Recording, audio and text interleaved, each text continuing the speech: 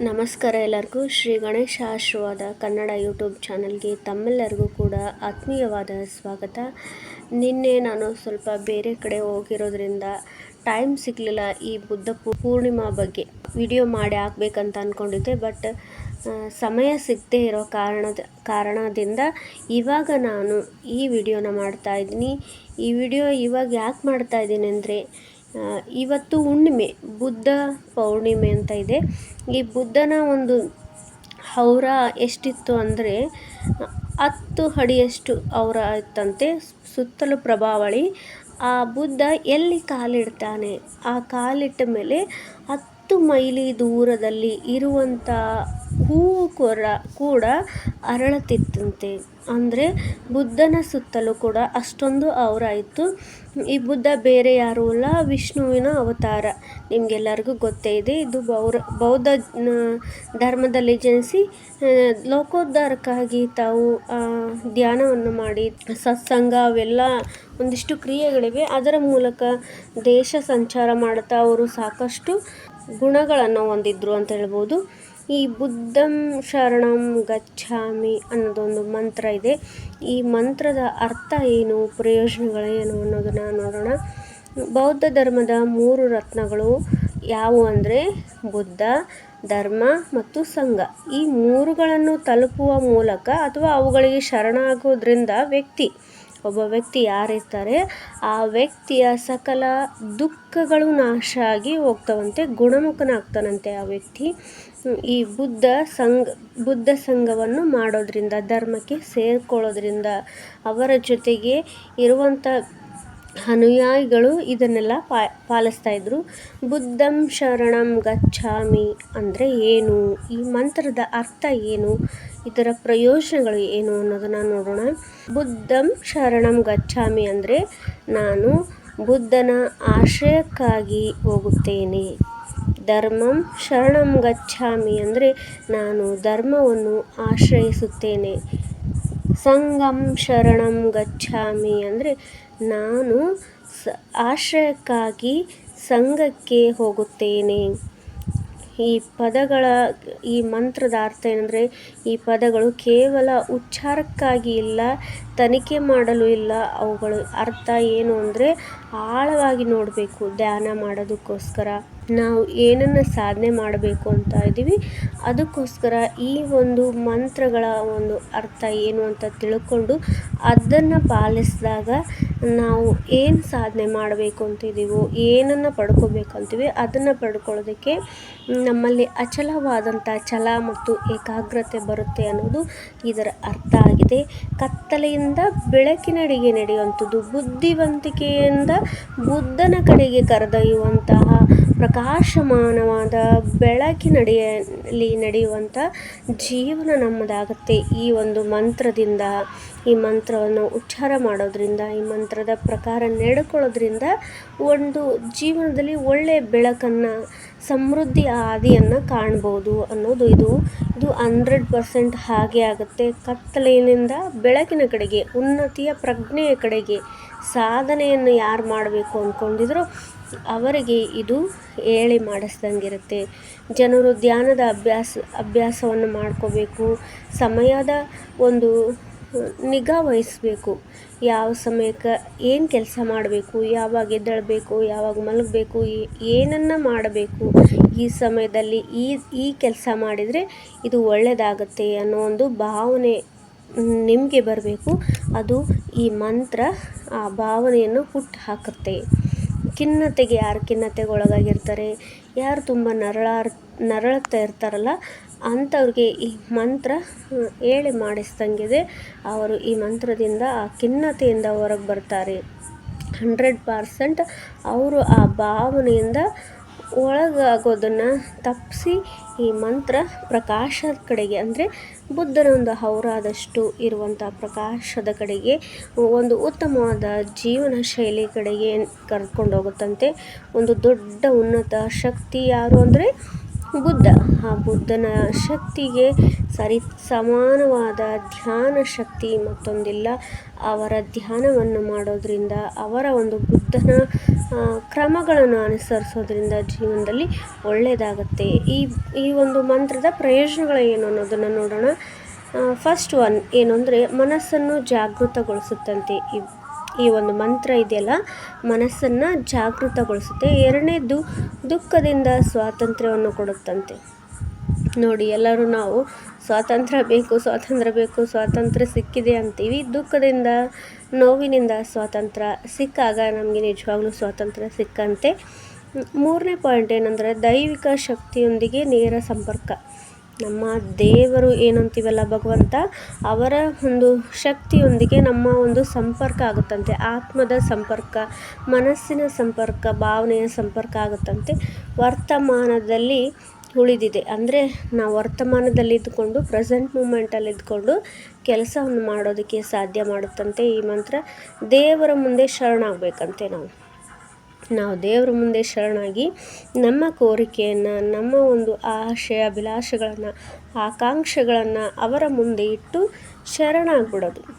ಎಲ್ಲವೂ ನಿಮ್ಮ ಪಾದಕ್ಕೆ ಅರ್ಪಿಸಿದ್ದೀನಿ, ನೀವು ಅದನ್ನು ನೋಡ್ಕೋತೀರ, ನನ್ನ ಆಸೆಗಳನ್ನು, ಆಕಾಂಕ್ಷೆಗಳನ್ನು ಸಾಕಾರಗೊಳಿಸ್ತೀರ, ಈಡೇರಿಸ್ತೀರ ಅನ್ನೋ ಒಂದು ನಂಬಿಕೆ ನನಗೆ, ಆತ್ಮವಿಶ್ವಾಸ ನನಗಿದೆ ಅಂತ ಅಂದ್ಕೊಂಡು ಶರಣಾಗತಿ ಹೋಗ್ಬಿಡೋದು. ಮತ್ತು ಉನ್ನತ ಸ್ವಭಾವವನ್ನು ಹೊಂದ್ತಾರಂತೆ. ಈ ಮಂತ್ರವನ್ನು ಕೇಳಿದವರು ಒಂದು ಒಳ್ಳೆಯ ಸ್ವಭಾವದ ಗುಣಗಳನ್ನು ಅಳವಡಿಸ್ಕೊತಾರಂತೆ ತಮ್ಮ ಜೀವನದಲ್ಲಿ. ಈ ಮಂತ್ರದಿಂದ ಧ್ಯಾನ ಮಾಡಿದರೆ, ಅಭ್ಯಾಸ ಮಾಡ್ತಾಯಿದ್ರೆ ಧ್ಯಾನ ಕೂಡ ಸುಲಭವಾಗಿ ಮಾಡೋದಕ್ಕೆ ಸಾಧ್ಯ ಆಗುತ್ತಂತೆ. ಇಲ್ಲೇ ಸುಂದರ ಬುದ್ಧ ಶರಣಂ ಗಚ್ಚಾಮಿ. ಬುದ್ಧ ಅನ್ನೋ ಒಂದು ಫೋಟೋ ಅಥವಾ ಸ್ಟ್ಯಾಚು ನಿಮ್ಮನೇಲಿ ಇಟ್ಟಿದ್ರೆ ನೀವು, ನಿಮ್ಮನೆ ಶಾಂತಿಯಿಂದ ಕೂಡ ಇರುತ್ತೆ. ಶಾಂತಿಗೆ ಇನ್ನೊಂದು ಹೆಸರೇ ಬುದ್ಧ. ಈ ಬುದ್ಧನ ಮಂತ್ರದ ಪ್ರಯೋಜನಗಳನ್ನು ನೀವು ಈಗ ತಿಳ್ಕೊಂಡ್ರಿ ಅಂತ ಭಾವಿಸ್ತೀನಿ. ಬುದ್ಧ ಪೌರ್ಣಿಮೆ ದಿನ ನೀವು ಚೊಕ್ಕದಾಗಿ ಒಂದು ಧ್ಯಾನವನ್ನು ಮಾಡಿ. ಅದಕ್ಕೋಸ್ಕರ ಈ ಧ್ಯಾನವನ್ನು ಹೇಳ್ತೀನಿ. ನೀವು ನಿಮ್ಮ ಬೆನ್ನನ್ನು ನೇರವಾಗಿ ಇರಿಸಿ ಧ್ಯಾನ ಸ್ಥಿತಿಯಲ್ಲಿ ಕುಳಿತುಕೊಳ್ಳಿ. ನಮ್ಮ ದೇಶದ ರಕ್ಷಣೆಗಾಗಿ, ಭಾರತ ಮಾತೆಯ ರಕ್ಷಣೆಗಾಗಿ, ನಮ್ಮನ್ನೆಲ್ಲ ಕಾಪಾಡುತ್ತಿರುವಂತಹ ಸೈನಿಕರ ರಕ್ಷಣೆಗಾಗಿ ಈ ಧ್ಯಾನವನ್ನು ಈ ಒಂದು ಸಲ ನಮಗೋಸ್ಕರ ಅಲ್ಲ, ನಮ್ಮ ದೇಶಕ್ಕೋಸ್ಕರ, ನಮ್ಮ ಸೈನಿಕರಿಗೋಸ್ಕರ ನಾವು ಈ ಧ್ಯಾನವನ್ನು ಮಾಡೋಣ. ಅವರಿಗೆ ನಾವು ಮಾಡುವಂಥ ಚಿಕ್ಕ ಒಂದು ಸೇವೆ, ಭಾರತಾಂಬೆಗೆ ಮಾಡುವಂಥ ಚಿಕ್ಕ ಒಂದು ಸೇವೆ ಅಂತ ತಿಳ್ಕೊಂಡು ಪ್ರತಿದಿನ ನಮಗೋಸ್ಕರ ನಾವೆಲ್ಲವನ್ನು ಮಾಡ್ತೀವಿ. ಇವತ್ತು ನಾವು ದೇಶಕ್ಕೋಸ್ಕರ ಧ್ಯಾನವನ್ನು ಮಾಡೋಣ. ಭಾರತಾಂಬೆ ಮತ್ತು ನಮ್ಮ ಸೈನಿಕರ ರಕ್ಷಣೆಗೋಸ್ಕರ ಈ ಧ್ಯಾನವನ್ನು ಮಾಡೋಣ. ದಯವಿಟ್ಟು ಈ ಧ್ಯಾನದಲ್ಲಿ ಎಲ್ಲರೂ ಕೂಡ ಪಾಲ್ಗೊಳ್ಳಿ. ದೇಶದ ರಕ್ಷಣೆಗೋಸ್ಕರ ಈ ಧ್ಯಾನವನ್ನು ಮಾಡಿ. ನಿಮಗೂ ಒಳ್ಳೆಯದಾಗುತ್ತೆ. ನಮ್ಮ ದೇಶ ಅಂದರೆ ನಾವು ದೇಶಕ್ಕೋಸ್ಕರ ಇಷ್ಟಾದರೂ ಮಾಡದೇ ಇದ್ದರೆ ಈ ದೇಶದಲ್ಲಿ ಇದ್ದುಕೊಂಡು ಕೂಡ ವ್ಯರ್ಥ ಆಗಿಬಿಡುತ್ತೆ ಅನ್ನೋದು ನನ್ನ ಭಾವನೆ. ದಯವಿಟ್ಟು ಎಲ್ಲರೂ ಈ ಧ್ಯಾನದಲ್ಲಿ ಪಾಲ್ಗೊಳ್ಳಬೇಕು. ಧ್ಯಾನ ಸ್ಥಿತಿಯಲ್ಲಿ ಕುಳಿತುಕೊಳ್ಳಿ. ನಿಮ್ಮ ಕೈಗಳನ್ನು ಮೇಲ್ಮುಖವಾಗಿ ಇರಿಸಿ, ನಿಮ್ಮ ಕಣ್ಣುಗಳನ್ನು ನಿಧಾನವಾಗಿ ಮುಚ್ಚಿಕೊಳ್ಳಿ. ನಿಮ್ಮ ಬೆನ್ನನ್ನು ನೇರವಾಗಿ ಇರಿಸಿ.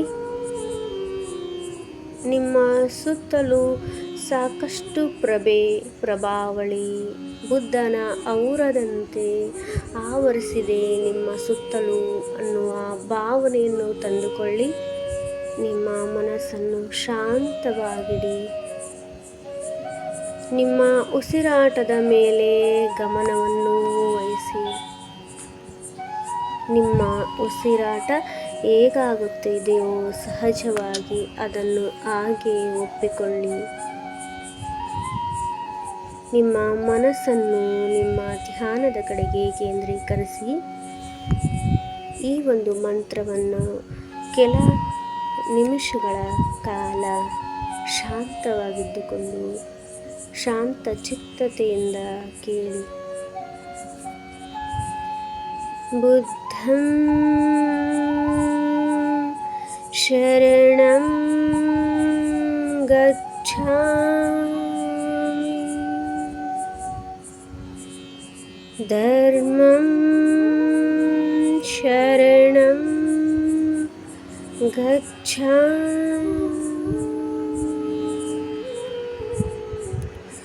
ಸಂಗಂ ಶರಣಂ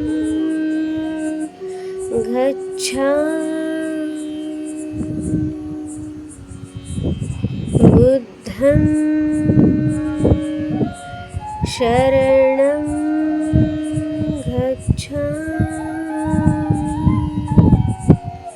ಧರ್ಮಂ ಶರಣಂ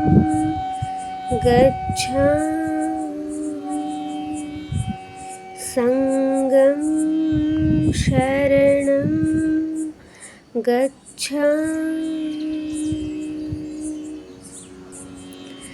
ಬುದ್ಧಂ ಶರಣಂ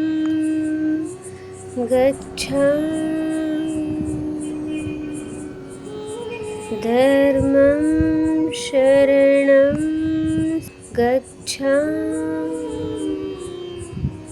ಸಂಗಂ ಶರಣಂ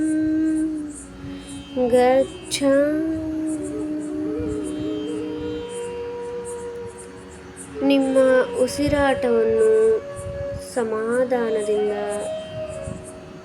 ನಿಮ್ಮ ಧ್ಯಾನದ ಕಡೆಗೆ ವರ್ಗಾಯಿಸಿ. ನಿಮ್ಮ ಹೃದಯಾಂತರಾಳದಿಂದ ಕೇಸರಿ ಬಣ್ಣದ ಬಣ್ಣವು ಎಲ್ಲೆಡೆ ಧಾರೆ ಧಾರೆಯಾಗಿ ಹರಿಯುತ್ತಾ ಪ್ರಕಾಶಮಾನವಾಗಿ ಇಡೀ ದೇಶದ ತುಂಬೆಲ್ಲ ಆ ಸಮೃದ್ಧಿಯ, ಖುಷಿಯ, ಸಂತೋಷದ ಬೆಳಕನ್ನು ಚೆಲ್ಲುತ್ತಿದೆ. ನಮ್ಮ ದೇಶದ ಹಿತರಕ್ಷಣೆಯನ್ನು ಮಾಡುತ್ತಿದೆ, ಸೈನಿಕರ ಹಿತರಕ್ಷಣೆಯನ್ನು ಮಾಡುತ್ತದೆ ಎಂದು ಭಾವಿಸಿ. ನಿಮ್ಮ ದೇಹದ ತುಂಬೆಲ್ಲ, ನಿಮ್ಮ ಮನಸ್ಸಿನ ತುಂಬೆಲ್ಲ, ಇಡೀ ದೇಶದ ತುಂಬೆಲ್ಲ ಈ ಆರೆಂಜ್ ಕಲರ್ ಬಣ್ಣದ, ಕೇಸರಿ ಬಣ್ಣದ ಬೆಳಕು ಎಲ್ಲೆಡೆ ಕಡೆ ಚೆಲ್ಲಿ ತಮ್ಮ ಪ್ರಭೆಯನ್ನು ಬೀರುತ್ತಾ ದೇಶದ ಹಿತರಕ್ಷಣೆಯನ್ನು ಮಾಡುತ್ತಿರುವ ಹಾಗೆ ಕಲ್ಪಿಸಿ ಮತ್ತು ಭಾವಿಸಿಕೊಳ್ಳಿ. ಹಾಗೆಯೇ ಮುಂದುವರಿಯುತ್ತಾ ನಿಮ್ಮ ಹೃದಯದಿಂದ ಹಸಿರು ಬಣ್ಣದ ವರ್ಣವನ್ನು ಹೊರಚೆಲ್ಲುವಂತೆ ಕಲ್ಪಿಸಿಕೊಳ್ಳುತ್ತಾ ಅದು ಧಾರೆ ಧಾರೆಯಾಗಿ ಹರಿಯುತ್ತಾ ನಿಮ್ಮ ಪ್ರಭೆಯನ್ನು ಇಡೀ ದೇಶವನ್ನು ತುಂಬುತ್ತಾ ಸಮೃದ್ಧಿಯನ್ನು, ಸಂತೋಷವನ್ನು ನಮ್ಮೊಂದಿಗೆ ಕಾಪಾಡುತ್ತಿದೆ ಎಂದು ಭಾವಿಸಿಕೊಳ್ಳಿ. ಈ ಹಸಿರು ಬಣ್ಣ ಸಮೃದ್ಧಿಯ ಸಂಕೇತ. ನಮ್ಮ ದೇಶದಲ್ಲಿನ ಎಲ್ಲ ಜನತೆಗೂ, ಭಾರತಾಂಬೆಯ ಹಿತರಕ್ಷಣೆಗೂ, ಈಗಿರುವ ಪೀಳಿಗೆಗೂ ಮತ್ತು ಮುಂಬರುವ ಎಲ್ಲ ನಮ್ಮ ಭಾರತ ದೇಶದ ಮುತ್ತು ರತ್ನ ಪೀಳಿಗೆಗಳಿಗೂ ಕೂಡ ಈ ಒಂದು ಹಸಿರು ಬಣ್ಣದ ಸಮೃದ್ಧಿಯು ಧಾರೆ ಧಾರೆಯಾಗಿ ಇಡೀ ದೇಶವನ್ನೆಲ್ಲ ಹರಡುತ್ತಾ ನಮ್ಮ ದೇಶದ ಸಮೃದ್ಧಿಯ ಕಡೆಗೆ ಒಳಿತನ್ನು ಮಾಡುತ್ತಾ ಇದು ಎಲ್ಲೆಡೆ ಹರಡುತ್ತಿದೆ. ಎಲ್ಲರ ಒಂದು ಸಮೃದ್ಧಿಯನ್ನು ಘೋಷಿಸುತ್ತದೆ, ಎಲ್ಲರ ಒಂದು ಸಮೃದ್ಧಿಯನ್ನು ಬಯಸುತ್ತದೆ ಎಂದು ಭಾವಿಸಿಕೊಳ್ಳಿ ಮತ್ತು ಕಲ್ಪಿಸಿಕೊಳ್ಳಿ. ಹಾಗೆಯೇ ಮುಂದುವರಿಯುತ್ತಾ ಬಿಳಿ ಬಣ್ಣದ ಬೆಳಕು ನಿಮ್ಮ ಹೃದಯಾಂತರಾಳದಿಂದ ಹೊರಸೂಸುತ್ತಾ ನಿಮ್ಮ ದೇಹವನ್ನೆಲ್ಲ, ನಿಮ್ಮ ಸುತ್ತಲಿನ ಜಗವನ್ನೆಲ್ಲ ಆವರಿಸುತ್ತಾ ಇಡೀ ದೇಶವನ್ನೇ ಆವರಿಸಿ ಶಾಂತಿಯನ್ನು ನೀಡುತ್ತಿದೆ. ಶಾಂತಿಯ ಸಂಕೇತವಾಗಿದೆ. ಇಡೀ ದೇಶದ ತುಂಬ ಶಾಂತಿ, ಸೌಹಾರ್ದವನ್ನು ತುಂಬುತ್ತಾ ಇಡೀ ದೇಶದ ತುಂಬೆಲ್ಲ ಈ ಬಿಳಿ ಬಣ್ಣದ ಬೆಳಕು ಪ್ರಕಾಶಮಾನವಾಗಿ ಹರಿಯುತ್ತಿರುವ ಹಾಗೆ ಕಲ್ಪಿಸಿಕೊಳ್ಳಿ ಮತ್ತು ಭಾವಿಸಿ. ಈ ಬೆಳಕು ಶಾಂತಿಯ ಸಂಕೇತ. ಈ ಬಿಳಿ ಬಣ್ಣ ಶಾಂತಿಯ ಸಂಕೇತ. ಎಲ್ಲರ ಹೃದಯದಲ್ಲಿ ಶಾಂತಿಯನ್ನು ತುಂಬುತ್ತಿರುವ ಹಾಗೆ ಕಲ್ಪಿಸಿಕೊಳ್ಳಿ ಮತ್ತು ಭಾವಿಸಿ. ಹಾಗೆಯೇ ಮುಂದುವರಿಯುತ್ತಾ ನೀಲಿ ಬಣ್ಣದ ಚಕ್ರವು ನಿಮ್ಮ ಹೃದಯಾಂತರಾಳದಿಂದ ಹೊರಸೂಸುತ್ತಾ ಇಡೀ ದೇಶದ ತುಂಬೆಲ್ಲ ಚಕ್ರವು ಹೋರಾಡಿ ಧರ್ಮದ ರಕ್ಷಣೆಯನ್ನು ಮಾಡುತ್ತಿರುವ ಹಾಗೆ ಕಲ್ಪಿಸಿಕೊಳ್ಳಿ ಮತ್ತು ಭಾವಿಸಿ. ನಮ್ಮ ದೇಶದ ಪ್ರತಿಯೊಬ್ಬರ ಒಳಿತನ್ನು ಬಯಸುತ್ತಾ ಒಳ್ಳೆಯವರ ಧರ್ಮದಲ್ಲಿ ನಡೆಯುತ್ತಿರುವವರನ್ನು, ಒಳ್ಳೆಯವರನ್ನು, ಸದ್ಗುಣಿಗಳನ್ನು ಈ ಚಕ್ರವು ಧರ್ಮದ ಚಕ್ರದಂತೆ ಧರ್ಮವನ್ನು, ಇಡೀ ದೇಶವನ್ನು, ಒಳಿತನ್ನು, ಒಳ್ಳೆಯವರನ್ನು ರಕ್ಷಿಸುತ್ತಿದೆ ಎಂದು ಭಾವಿಸಿ ಮತ್ತು ಕಲ್ಪಿಸಿಕೊಳ್ಳಿ. ಈ ಚಕ್ರ, ಈ ಧ್ವಜ, ಹಸಿರು ಬಣ್ಣ, ಕೇಸರಿ, ಬಿಳಿ, ಹಸಿರು ಬಣ್ಣಗಳು ನಮ್ಮ ನಾಡಿನ ಒಂದು ಸಮೃದ್ಧಿಯನ್ನು, ಒಳಿತನ್ನು, ಭಾರತಾಂಬೆಯ ರಕ್ಷಣೆಯನ್ನು, ಸೈನಿಕರ ರಕ್ಷಣೆಯನ್ನು ಮಾಡುತ್ತಿರುವ ಹಾಗೆ ಕಲ್ಪಿಸಿಕೊಳ್ಳಿ. ನಿಮ್ಮ ಜೀವನದಲ್ಲಿ ಈ ಒಂದು ಸೇವೆ ನಿಮ್ಮ ದೇಶದ ಕೊಡುಗೆಗಾಗಿ ಎಂದು ಭಾವಿಸುತ್ತಾ ದೇಶದ ರಕ್ಷಣೆಯನ್ನು ಮನಸ್ಸಿನಲ್ಲಿ, ಭಾವನೆಯಲ್ಲಿ ಭಾವಿಸಿ ಭಗವಂತನಲ್ಲಿ, ಬುದ್ಧನಲ್ಲಿ ಪ್ರಾರ್ಥಿಸಿಕೊಳ್ಳಿ.